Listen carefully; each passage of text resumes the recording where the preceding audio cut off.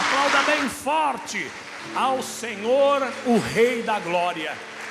Eu sou Márcio Fatioli, pastor da Igreja Internacional da Graça de Deus, e hoje estou em Bauru, São Paulo, na rua Cussi Júnior, número 325, na nossa sede. E você, claro, é o meu convidado a participar conosco desta reunião maravilhosa, o Santo Jejum da Vitória, que acontece todos os domingos às 8 horas da manhã. Temos estacionamento gratuito, escolinha para as crianças, ambiente climatizado e a palavra poderosa de Deus para o seu coração.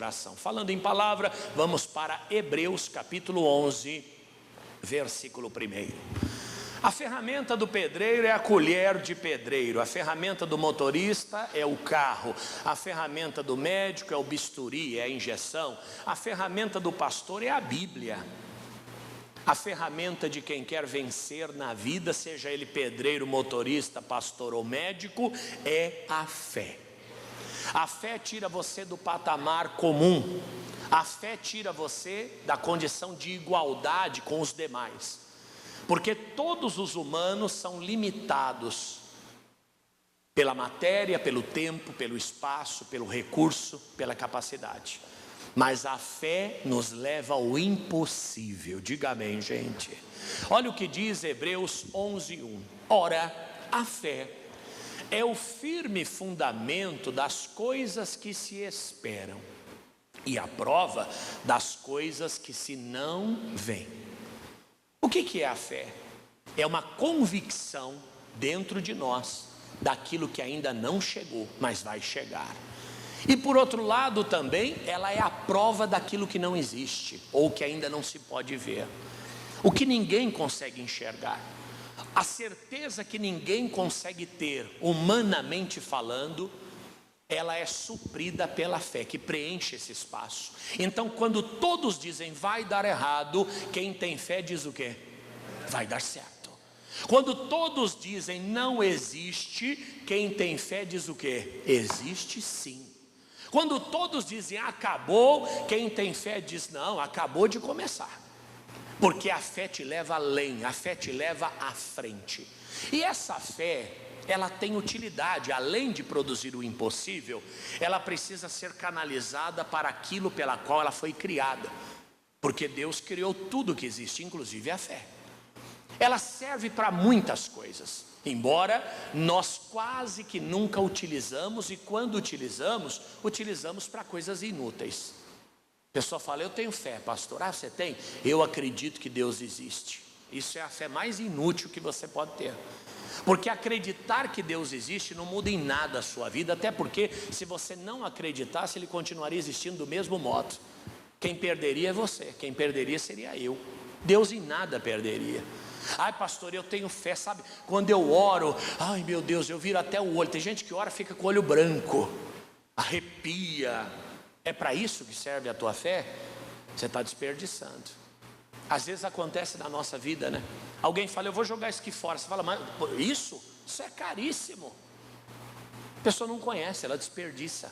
O outro fala, isso aqui não dá certo. Você fala, não, calma, é porque você está fazendo errado. É só fazer de outro modo. A fé é desse modo, é dessa maneira. Muitas vezes nós achamos que é um sentimento que só nos alegra, que nos incentiva, que nos motiva, que nos emociona, que nos faz chorar, que nos faz até pular.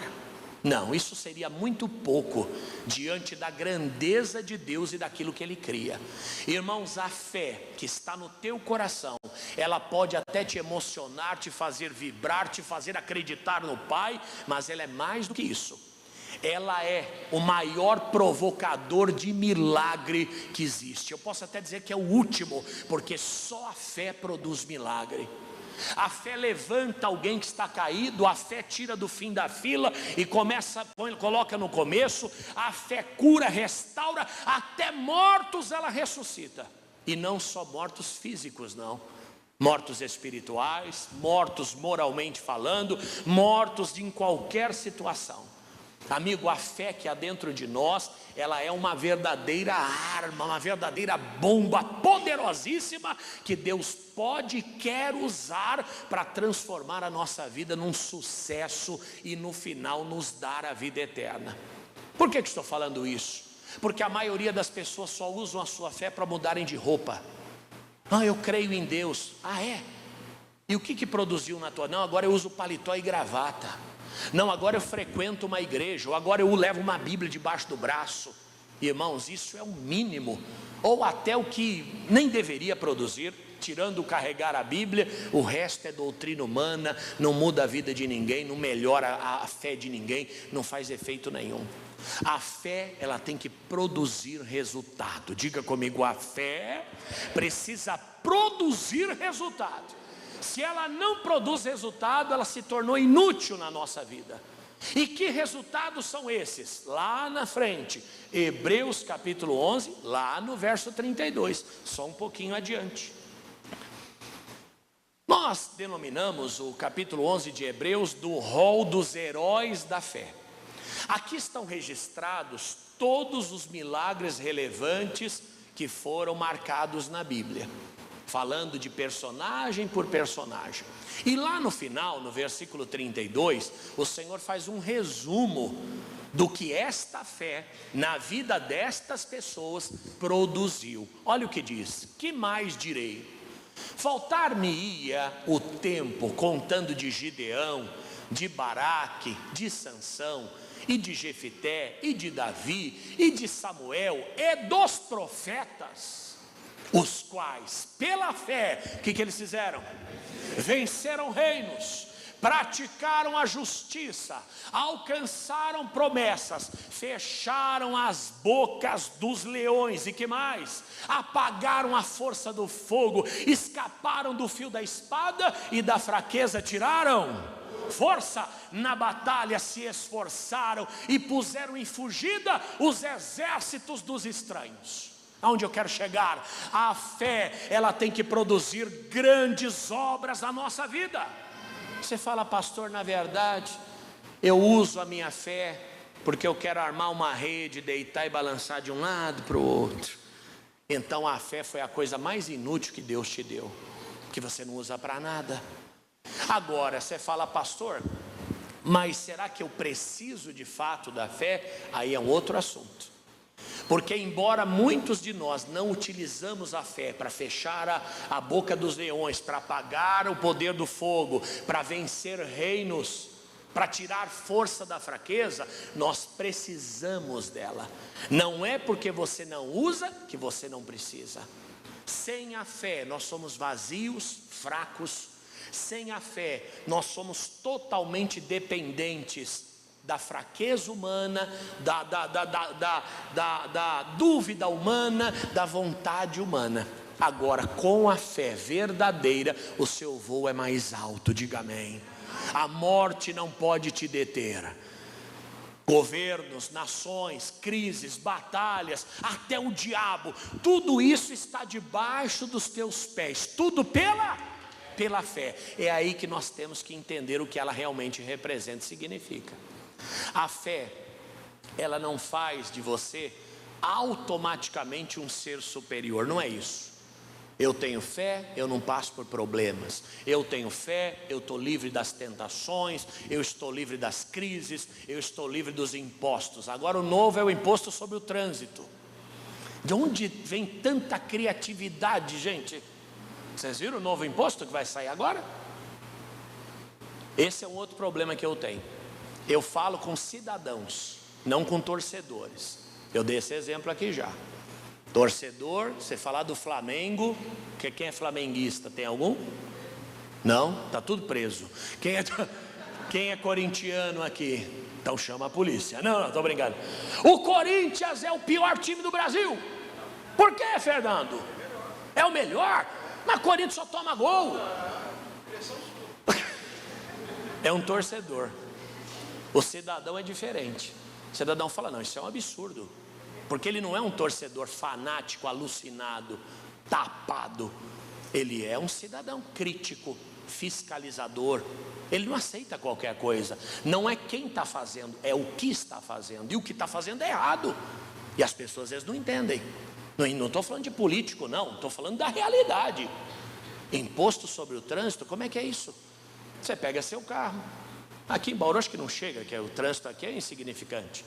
e você entra na Marginal Tietê. Se tiver trânsito, cada vez que você passa no sistema Fly Flow, que é aquele pedágio aéreo, você vai pagando uma taxa pelo fato de você ter causado aquele trânsito. Olha que beleza. Então entrou na Marginal, R$2,50. Andou mais 3 quilômetros, está congestionado? Tá, mais R$2,50, mais R$2,50, mais R$2,50. Cobrar é um absurdo. Roubar o dinheiro é pior ainda. E o pior é que a gente sabe que as duas coisas acontecem. O torcedor já está falando, mas pastor, na Europa é assim, né? O torcedor não é assim? Mas na Europa já tem isso. Só que você está falando da Europa, rapaz. Eu estou falando do Brasil. Eles é que tinham que ser multados pelo trânsito. Verdade ou não? Você entrou na Marginal, está trânsito, a cada 3 quilômetros, R$2,50 na tua conta. O governo te indenizar pelo tempo, pela má qualidade das estradas. Não, ao contrário, a gente é que vai pagar. Olha que lindo. Diga para o irmão ao teu lado, olha que lindo. E calma, que coisas maiores virão. Nós só estamos no começo, viu, gente? Só estamos no começo. Onde eu quero chegar? Você tem fé? Para que ela serve? Em outras palavras, pastor, a fé me traz até aqui. Ok, mas e daqui para frente? Quando é que a gente vai começar a andar? Pastor, a fé me faz ser dizimista. Agora ela tem que fazer você se tornar um ofertante. Pastor, mas eu já sou um ofertante. Eu pego todas as moedas da minha bolsa e ó, agora você tem que crescer. Porque senão ela não vai te mudar, né? Mudar a sua vida. A fé, ela tem como escopo principal a realização de mudança de vida. E como é que eu mudo a minha vida? Quando eu creio naquilo que não existe. Quando eu tenho certeza daquilo que ainda não está na minha mão, mas que vai chegar.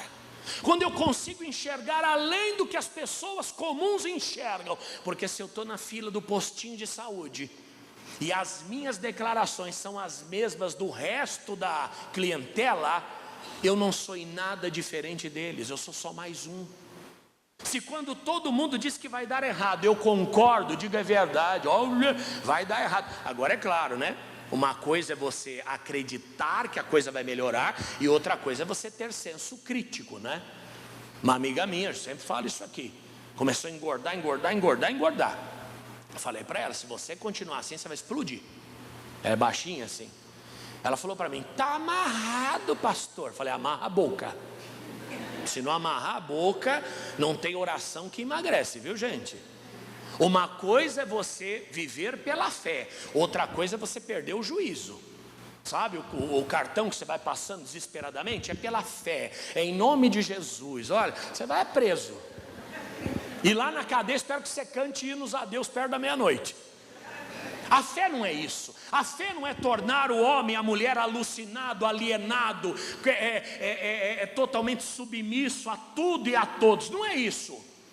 A fé, se você notar aqui no versículo 34, volta no começo. Apagaram a força do fogo. Que fogo? Sadraque, Mesaque e Abednego, que foram lançados na fornalha e o fogo não teve poder contra a vida deles. Escaparam no fio da espada. Quantas guerras, quantas batalhas vencidas. Da fraqueza tiraram. É aí que o ponto principal chegou. A fé, ela não faz você mais forte, mas ela faz com que você use a sua fraqueza, unida à confiança em Deus, se transformar em força e poder. Quem tem fé não anda assim, ó. Não é nada disso.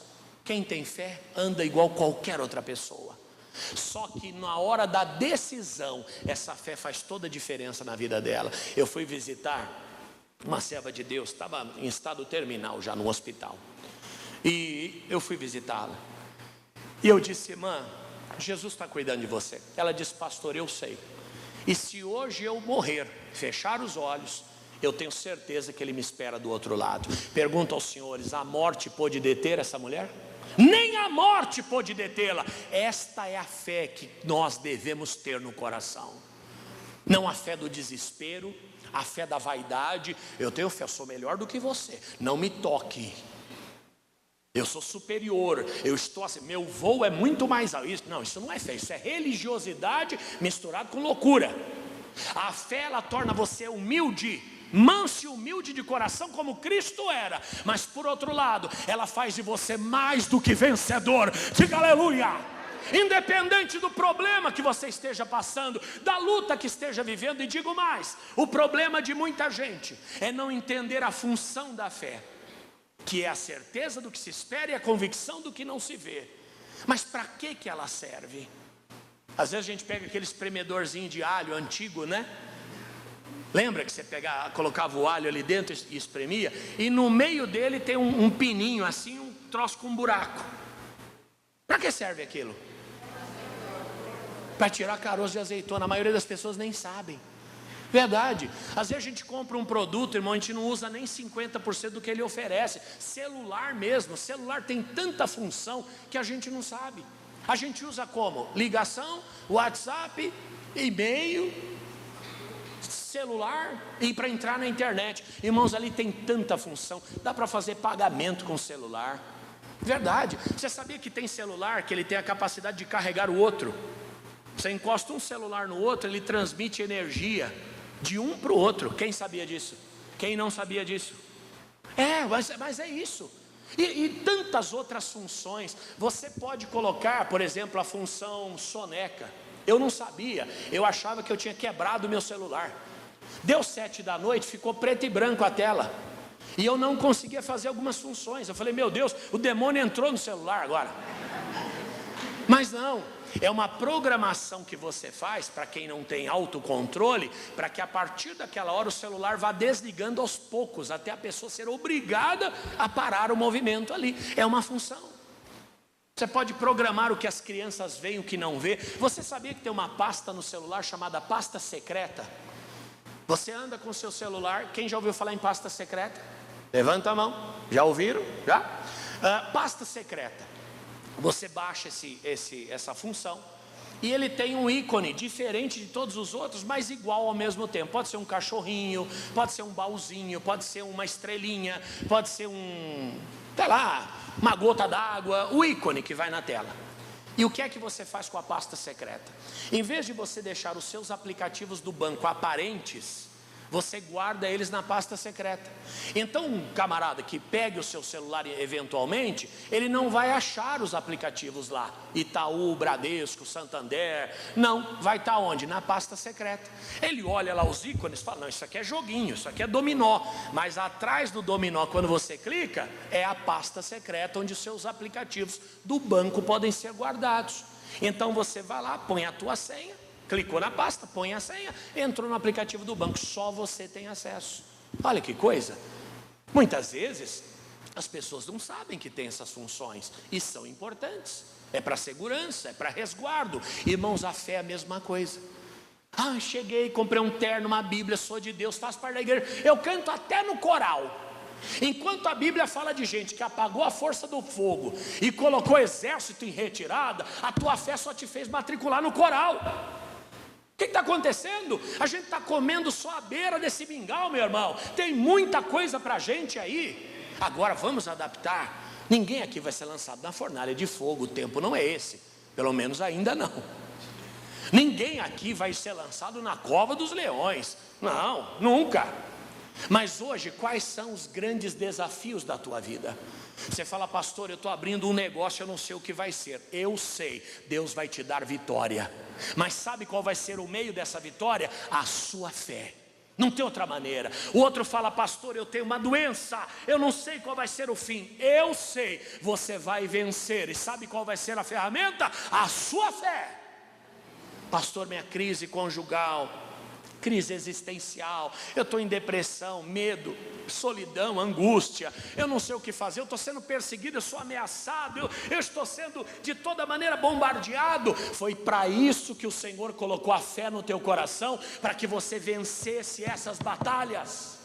Claro que a primeira vitória é a salvação, que vem por meio da fé, mas a fé é uma ferramenta de sucesso. Diga, a fé é uma ferramenta de sucesso. Mas por outro lado, a Bíblia diz o que? Apagaram a força do fogo, escaparam do fio da espada, e o que? Da fraqueza tiraram força. É aqui que eu quero chegar. Você fala, pastor, eu não consigo, eu não posso, eu não aguento. Aguenta. eu recebi uma herança da minha bisavó. Umas 28 verrugas aqui no pescoço. Foi a herança que ela me deixou. Tadinha, mas foi o que veio. E me incomodava aquelas verruguinhas bem pequenininhas. Eu fui numa médica do convênio, falei: ô doutora, tudo bem? Eu queria fazer a retirada dessas verrugas, porque eu uso camisa de colarinho e elas me incomodam, elas raspam aqui, às vezes até sangra. Olha, seu Fatioli, eu já vou avisar. O convênio não retira verruga e também não opera olho caído. Quase que eu perguntei para ela: quem está perguntando de olho caído? Eu estou falando só das verrugas, que ela já se meteu na minha vida, que eu tenho aqui uma pálpebra um pouco mais avantajada. Então, olha, já te adianto, não opera verruga nem olho caído. Já mostrou que eu tinha que sair fora dali. Falei: tá, joia, obrigado, doutor, um abraço. Fui para um médico, um japonês. Falei: amigo, eu estou com essas verrugas, eu queria tirar. Ele falou: eu opero para o senhor. Falei: é mesmo? Que bom. Aonde? Falou: aqui mesmo. Eu tenho uma sala de microcirurgia, eu faço todo o procedimento. Convênio autorizou, fui. Deita, seu Fatioli, deitei. Começou. Pegou o bisturi elétrico. Primeiro, anestesia, né? Depois veio o bisturi. Aquele cheiro de churrasco na sala. Falei: meu Deus do céu. Só que aí foi para a segunda cirurgia. Era uma média de umas 28, irmão. A segunda anestesia. Pega a pelinha aqui no pescoço, quase não tem carne. Não é isso? Quase não tem. Pegava a pelinha, levantava, que já doía, já era quase que um beliscão. Injetava ali. Tirou mais uma. Quando chegou na 10ª, eu falei: doutor, vamos continuar semana que vem, que eu não estou aguentando mais. Ele falou: não, não pode. Você está com o procedimento agendado para hoje, não pode. Falei: doutor, mas eu não estou aguentando. Ele falou: aguenta, você aguenta se é o seu tamanho. Você vê o que a gente sofre, irmão. Aí eu fui, tirou mais 10, ficou mais 8. Eu acho que a média era essa. Irmãos, eu falava: doutor, eu não estou aguentando mais. Aguenta, vai que você aguenta. Irmãos, vou dizer a vocês, ele tirou as 28. Aguentei ou não aguentei? Eu estou aqui, senão eu teria morrido lá mesmo. Amigo, você pode mais do que você imagina. É que a gente quer fugir da dor, do desafio, a gente quer fugir da pressão, a gente quer fugir, não é? Daquilo que parece ser maior do que nós. Lembra do Saul? O Golias passou 40 dias ofendendo os homens de Israel. Disse: olha, em Israel não tem homem. E o Saul ficou como? Assistindo de longe. Ele nem rebatia. Podia fazer nem isso. Quietinho, mas porque ele olhava para aquele gigante, enxergava o gigante maior do que ele. Pergunto aos senhores: qual foi a utilidade da fé no coração daquele homem? Nenhuma, porque ele fez o que qualquer um faria. Até que chegou Davi, 1,60 m de altura, 16 para 17 anos de idade, franzino, a Bíblia diz gentil presença, aquele cara que ri o tempo inteiro, simplão. Falou: olha, rei, desculpa, mas a gente não pode deixar isso acontecer. Se o senhor me autorizar, eu vou lá, eu enfrento ele. O rei falou: você não pode, você é só um menino. Ele é um homem de guerra desde a sua mocidade. Qual foi a ótica de Saul em relação a isso? A ótica que qualquer pessoa teria. E muitas vezes a nossa visão tem sido essa, humana e natural para tudo. Faz um exame: isso aqui, meu Deus, minha tia morreu, minha avó morreu, meu primo morreu. E daí? Você não vai morrer, pelo menos por enquanto, porque morrer todo mundo vai, mas desse mal você não morre, é a palavra de Deus para você. Nossa, o concurso, 12 vagas, muita gente para 12 vagas. Quantas vagas você precisa? Você precisa das 12? Você só precisa de uma.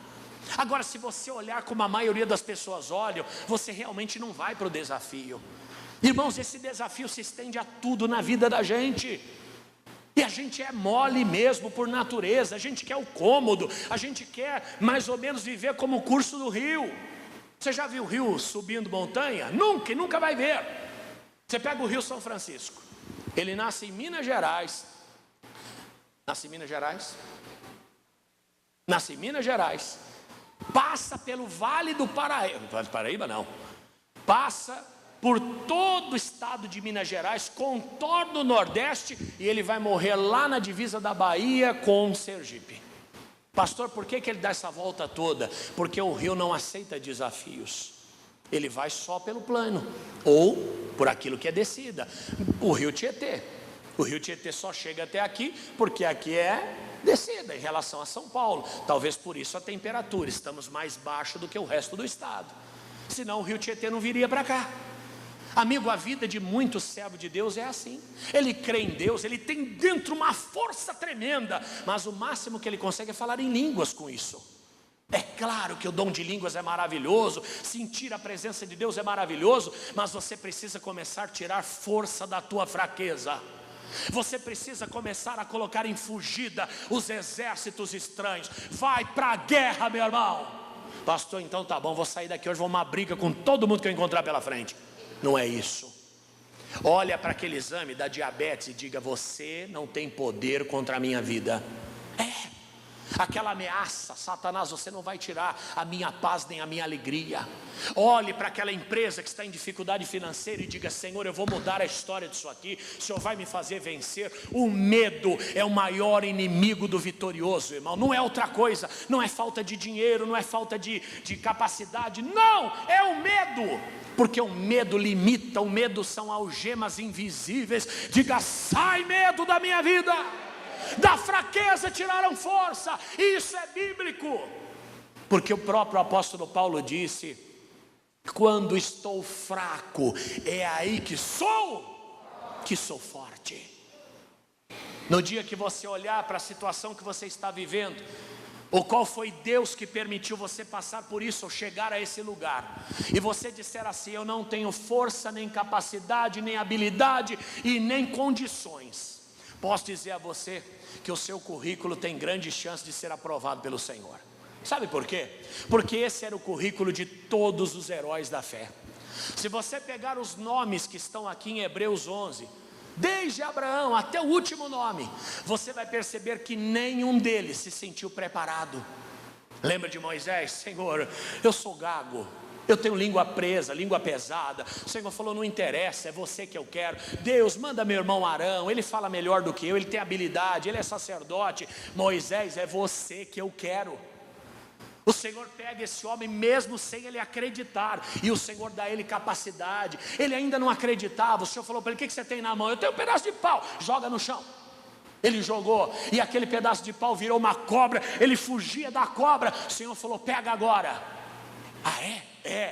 E como eu faço? Pega pela cauda. Meu Deus, alguém aqui já pegou cobra na mão alguma vez? Ninguém pegou? Cadê os irmãos aí da roda? Já pegou, irmão? O irmão Cristo tem cara de doidão mesmo, ali pega.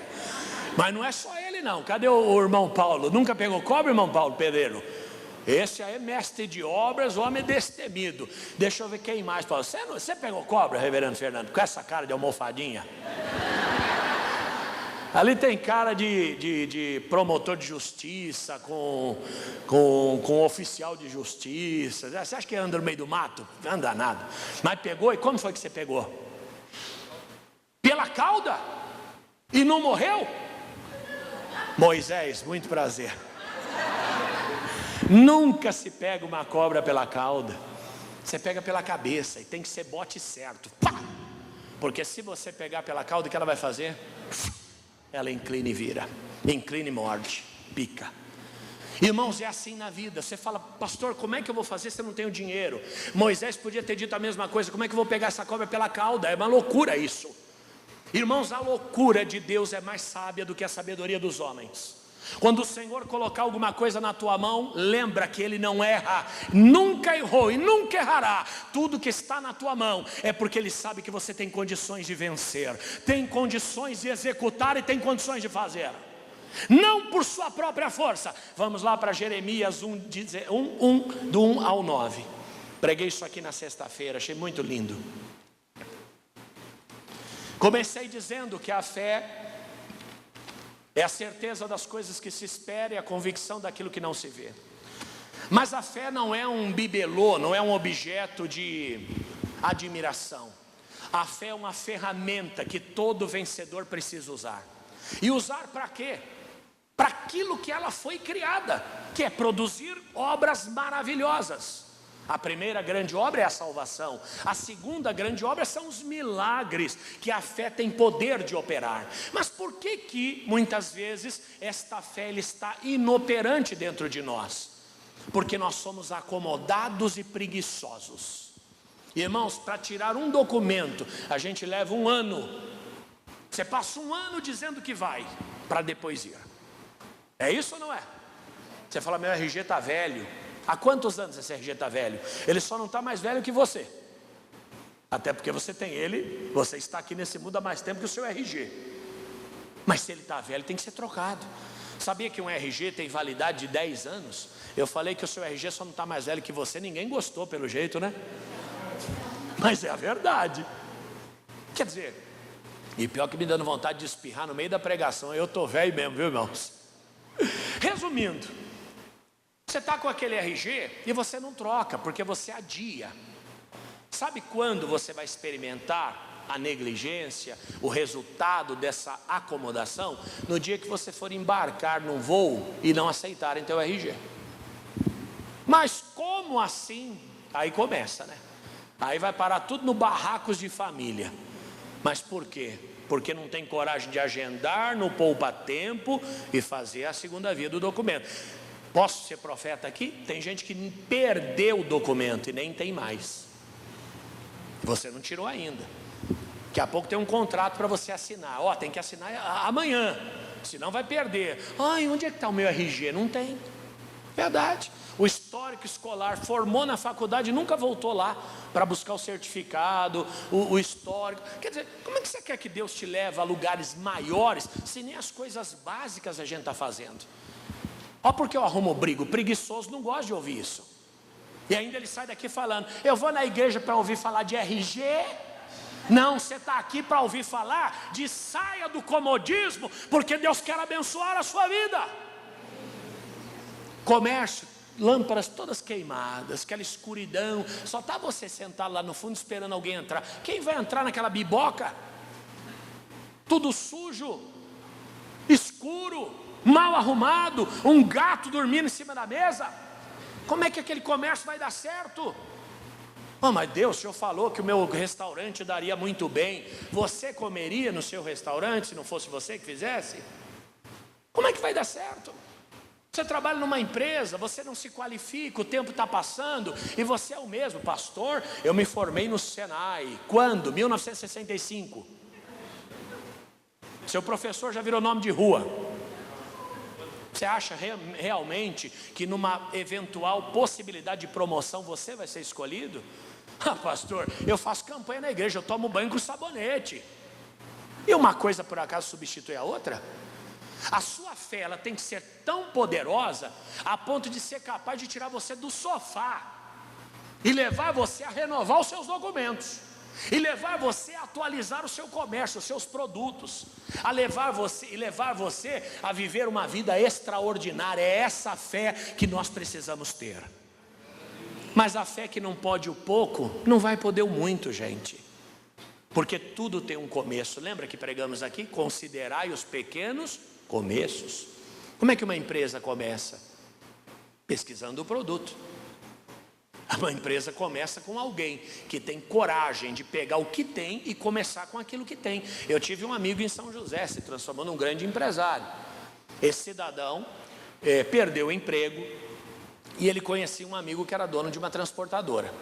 O amigo falou para ele, olha, eu não tenho como te ajudar aqui, mas eu posso liberar para você as entregas pequenas. Naquele tempo não tinha tanto Mercado Livre, tinha muito Americanas, qual era a outra? Nem lembro mais. Eu ia falar lojas brasileiras. Em São Paulo tinha lojas brasileiras também. Tá rindo de quê, amigo? Quer dizer, lojas Americanas, Magazine Luiza vendia muito, né?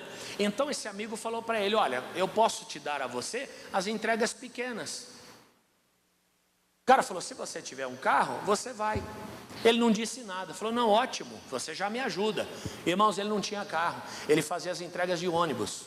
Colocava sacolas, tudo dentro de os produtos, tudo dentro de bolsas e sacolas, e ele ia de ônibus fazer as entregas, ia fazendo a rota a pé, até que Deus deu para ele a primeira Fiorino. Depois ele fechou um contrato com a Coca-Cola, quando eu saí de lá, ele tinha 12 caminhões. Começou fazendo entrega de ônibus, irmão. Quer dizer, uma grande obra sempre vai ter um começo, sempre vai ter um início. Só que essa fé, ela tem que produzir alguma coisa em nós, senão ela vira um diploma na parede. Para que serve um diploma na parede? Para nada. Se não tiver prática, se não tiver atitude. Olha o que diz Jeremias 1:9. E estendeu o Senhor a mão, tocou-me na boca e disse-me o Senhor: eis que ponho. Estamos lendo do 1:1? Não, então nós vamos ler do 1:4, nada de 1:9. Por que eu falei 9? É 1:4, gente, pelo amor de Deus. Está vendo o que vocês estão arrumando? Assim veio a mim a palavra do Senhor dizendo. Primeira coisa, não dorme não, que é importante que eu vou te dizer. Deus sempre vai falar contigo pela palavra. Não espere outra coisa. Ô pastor, mas eu senti no louvor que o Senhor está me dando uma direção. Ok, mas é a palavra que vai chancelar, é a palavra que vai carimbar. Qual é a palavra? Aquela que ele entender que é útil para mim, não é a que eu quero. Irmãos, eu como pregador, é claro, eu acabo usando do meu jeito de ser para poder expor a palavra. Não tem como eu ser de outra maneira. Até porque imagina eu ser totalmente formal aqui. Um bom dia, meus irmãos, na graça e na paz do Senhor. Deus abençoe em nome do Pai, do Filho e do Espírito. Chegar lá no zoológico, vem gente, vem lá, fala, nossa, esse não é o pastor que eu conheço, ele está bêbado? Não, eu sou assim aqui no zoológico, na Praça da Sé, em Budapeste ou em Carapicuíba. Não tem como. Só que existem momentos da pregação, que eu vou ser sincero a você, tirando esses momentos em que é o homem falando, conta as histórias, conta as ilustrações, brinco com alguém, brinco com outro. Existem momentos que saem do meu controle. Não é que eu sou possuído, não existe isso. Mas às vezes eu falo aquilo que eu não programei falar. Só vem. Alguém aqui já deve ter passado por isso. Você olha para alguém e fala alguma coisa, você não sabe, eu não sei nem porque que eu falei. A pregação é isso, a palavra é isso. Ela foge do controle de quem prega e também não está no controle de quem ouve. Você não pode escolher o que prega e também não pode o quê? Escolher o que ouve. A palavra que Deus manda, essa é a palavra que muda a nossa vida. Foi o que Deus fez com todos os seus servos e profetas, inclusive os heróis da fé. Quem escolheu a palavra se deu mal, né? Lembra do Balaão? Que queria amaldiçoar Israel, aquele negócio todo, se vendeu para amaldiçoar Israel. Não deu certo, porque a palavra não queria que ele fizesse aquilo. Lembra do Jonas? Vai para Nínive. Ah, não, eu vou para o outro lado. Acabou sendo engolido lá pelo peixe, foi vomitado na praia. E diz ele, muito educado, muito polido, as algas rodearam a minha cabeça. Sei, algas. Vai saber onde ele foi parar dentro daquele peixe. Resumindo, profeta não escolhe, e quem recebe a profecia também não. Esteja com o coração aberto para Deus te guiar, até nas mínimas coisas. Como eu citei aqui dos documentos, isso é irrelevante. Você que pensa. Se Deus está te alertando, é porque você vai precisar. E um dia você vai lembrar dessa pregação. Isso é muito sério. Ele continua: antes que eu te formasse no ventre, eu te conheci. E antes que saísse da madre, te santifiquei e as nações te dei por profeta. Primeiro, ele era conhecido de Deus antes do seu nascimento. Irmãos, todos nós nascemos de uma maneira maravilhosa, sem exceção. O seu nascimento ocorreu da mesma maneira que ocorreu o nascimento de Jeremias. Em outras palavras, se o Senhor conhecia Jeremias, Ele te conhece também. Sabe muito bem quem você é, de onde vem, para onde vai e por que veio. Você não é um erro de percurso. Ô pastor, eu sou um cara muito feio. Irmãos, a Bíblia diz que Jesus era um homem que não tinha nem parecer nem formosura. Pastor, mas eu vi um quadro de Jesus. Olho verde, barbinha cerrada, bochechinha rosa, de lado assim, cabelinho bem cortado, cliente do irmão Nilton. Amigo, aquela imagem é a imagem do período do período chamado renascentista. Depois do ano 1500, quando a era né, da Santa Inquisição foi vencida e as artes puderam ser produzidas, surgiu Leonardo da Vinci, Pablo Picasso. Qual o nome daquele outro que não tinha ouvido, que era músico? Van Gogh, que era pintor também, não era? E músico também, não é? Não, mas eu ouvi dizer que era. Ele não tinha as duas orelhas, não era esse? Era esse, sim, era esse mesmo. Eu não sei se ele era músico ou pintor. Resumindo, depois do ano 1500, que veio a Reforma Protestante, inclusive a igreja evangélica, que é tão criticada e perseguida, foi ela que liberou o mundo para que as pessoas fossem o que elas quisessem ser. Antes da Reforma Protestante, ou você era católico ou você era herege, certo? Ou você estava submisso ao Papa, ou você era lançado na fogueira. Martinho Lutero deu a sua vida, né, para que nós tivéssemos a liberdade que a gente tem hoje. Então, se existe macumba, é por nossa causa, não a macumba em si, mas a liberdade do macumbeiro só existe por conta de nós, senão eles seriam mortos hoje. É assim a história do mundo. Se você pesquisar, você vai ver isso. Mas você vê que aquela figura, né, Leonardo da Vinci pintou, Pablo Picasso pintaram. Aquela de Jesus, quem foi? Eu nem sei quem foi aquela. A oficial, aquela que a igreja católica usa. Michelangelo, também é outro da turma aí, também é do sindicato. Michelangelo, na cabeça dele, fazendo ali a imagem de um Jesus europeu para agradar o mundo que realmente importava naquela época, ele fez um Jesus com a carinha deles. Irmãos, desculpe, Jesus é mais parecido fisicamente com Osama Bin Laden.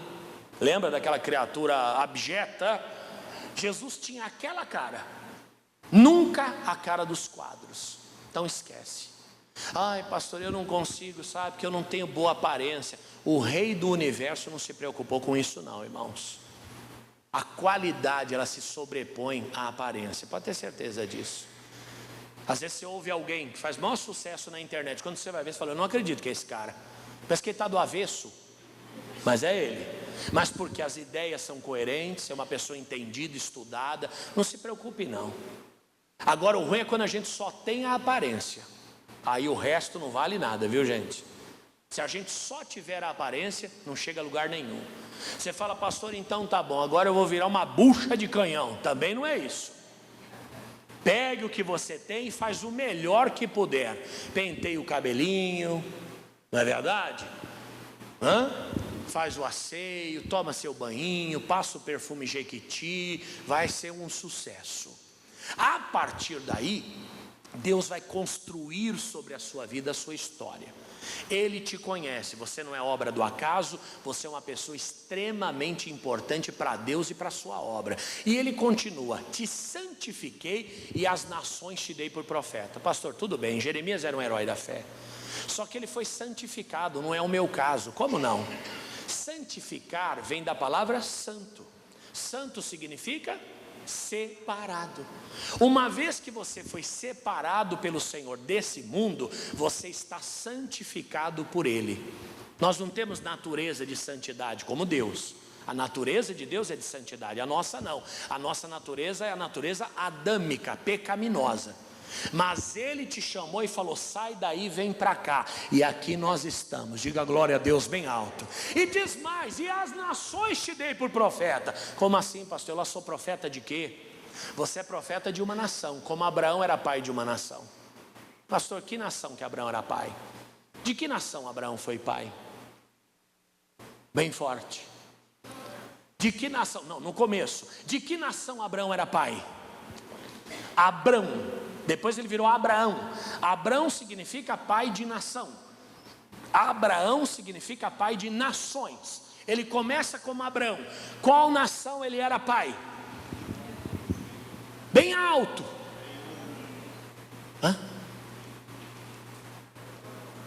De qual nação Abraão era pai, gente? Africana, indiana, da Rússia. De que nação Abraão foi pai?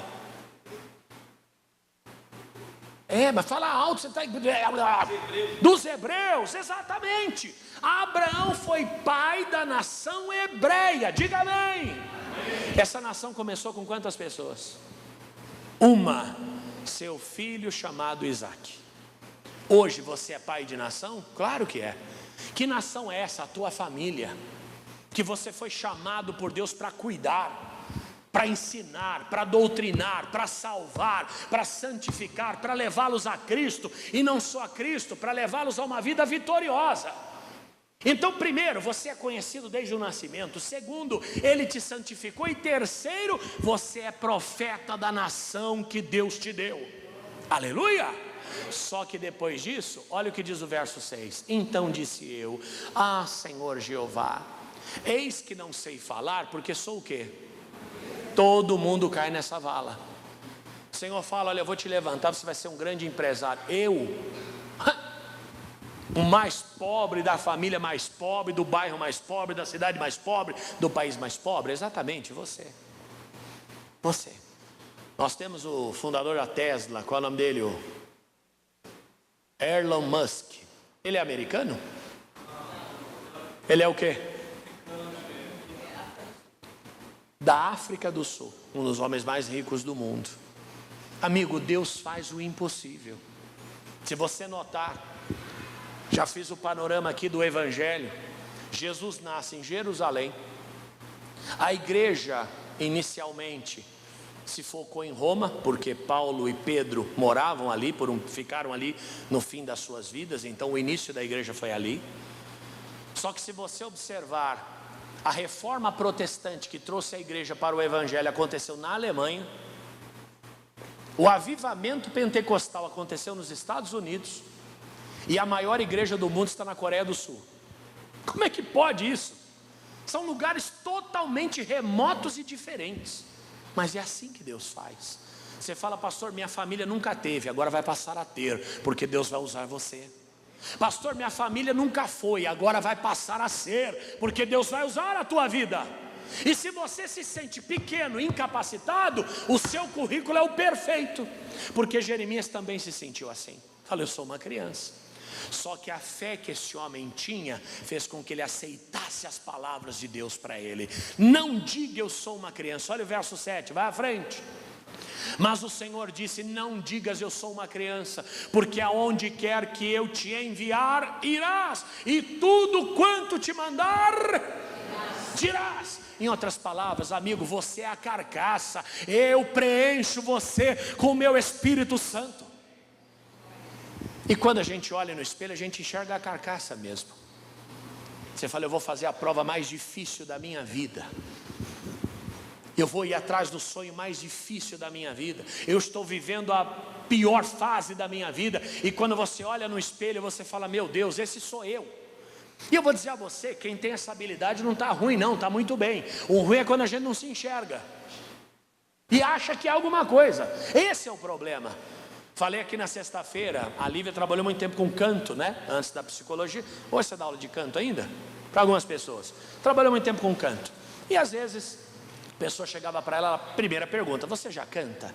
E a pessoa dizia: ah, lógico que eu canto, por isso que eu estou aqui. Falava para a pessoa: então canta, por gentileza. Irmãos, ruim, mas a pessoa não percebe. O que ela fazia? Com a autorização da pessoa, dizia: olha, eu vou gravar você cantando, tá bom? Depois eu quero que você se ouça. Obrigado. Ainda bem que tem a fiscal ali, né? Eu falo para ela: essa é a PT da minha vida, né? Mas do bom sentido. E depois você se ouça. E a pessoa cantava.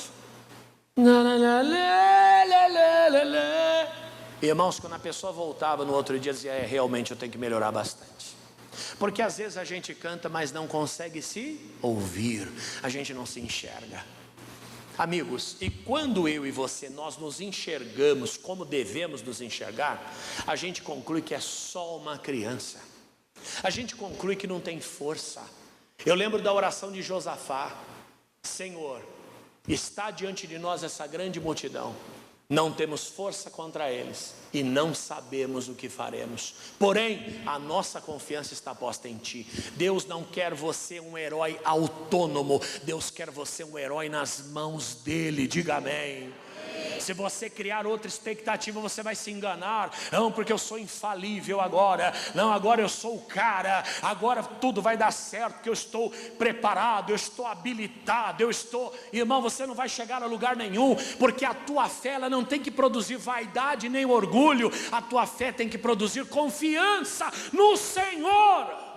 E é nessa confiança que os caminhos vão se abrir para você. Você vai chegar a lugares que você nunca imaginou. O Senhor disse: não diga eu sou uma criança. Em outras palavras, não coloque a sua capacidade à frente da minha. Deus dizendo para ele, sabe por quê? Aonde eu te mandar ir, você vai, e o que eu mandar dizer, você vai dizer. Irmãos, não vivo mais eu, mas Cristo vive em mim. Este é um dos fenômenos da fé. Você deixa de viver e Cristo passa a viver a sua vida.